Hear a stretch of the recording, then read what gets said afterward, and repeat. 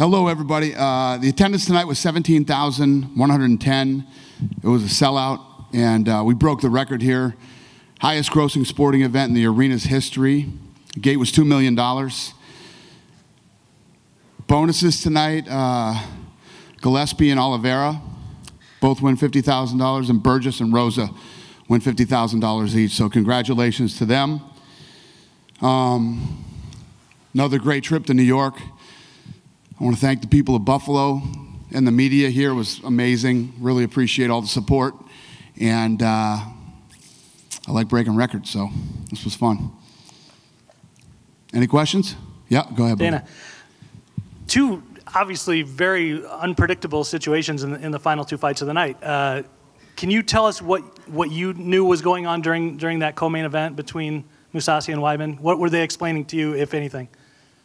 What was the commission explaining? They didn't explain anything to me. But basically, you know, the referee made a mistake. And I, you know, Weidman was in a very unfortunate position where, you know, he was told he had 5 minutes, so he's laying on the ground, and then at the end the doctor says, I can't let this guy continue. And because he laid on the ground for so long, they looked at the thing, and here's the thing. With the New York State Athletic Commission, it's like we're in 2001 again. You know, these guys haven't done big mixed martial arts fights. You know, these guys have to get some experience. And as a fighter, I say it all the time, you have to be on your toes and you got to be ready to go. And, you know, many times in even great states like Nevada, not only are you battling your opponent, you're battling the ref and the judges and anybody else who has any type of power over the fight. So you got to go in there and you have to literally, you know, fight to win, man. Fight to finish. Weidman said he wants to do it again. Is that a fight that you would put together again, or was there not enough controversy to warrant that? Yeah, I don't.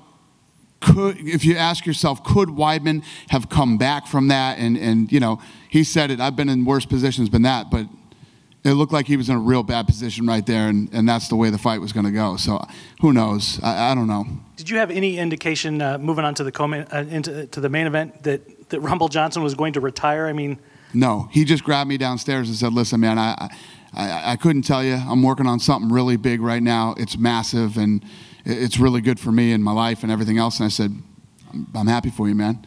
You know, he doesn't have to tell me he's retiring. You know, whatever he's got going on is his personal business.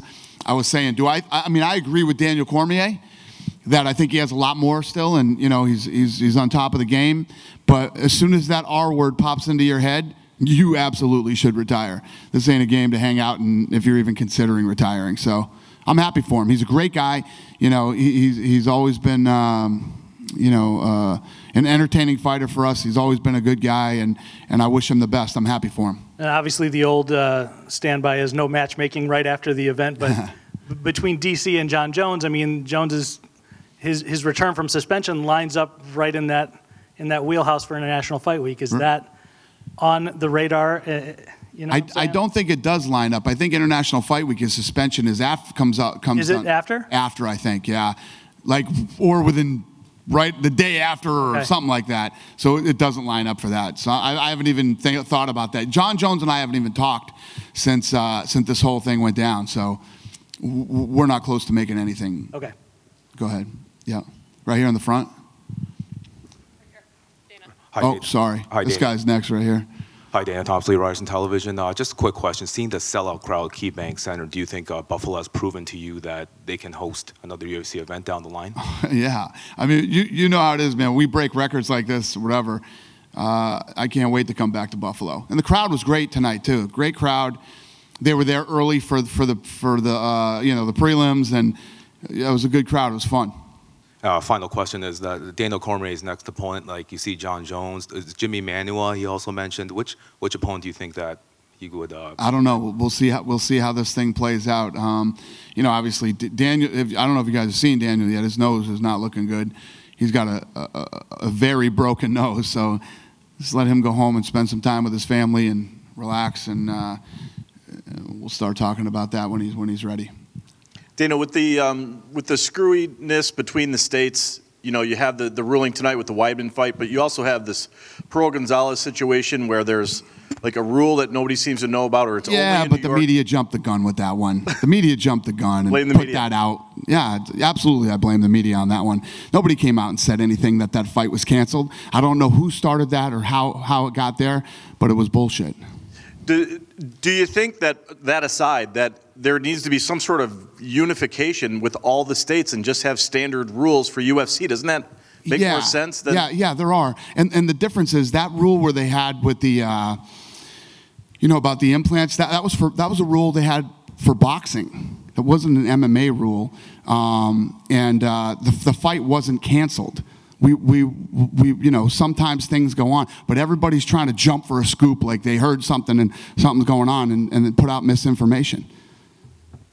The other thing is still true. Like whatever it is, whatever your rules. Yeah, but as we go to commission, they basically are the same.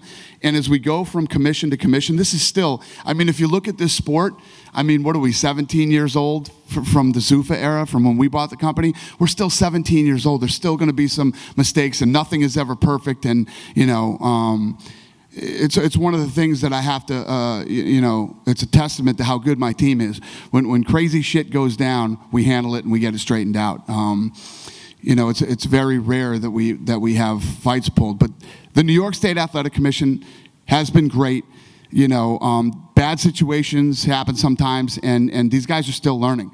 I think that obviously these guys are going to get a lot of smaller organizations come in, and their refs, their doctors, their commission will all get more work, and we'll get more comfortable with the sport of mixed martial arts.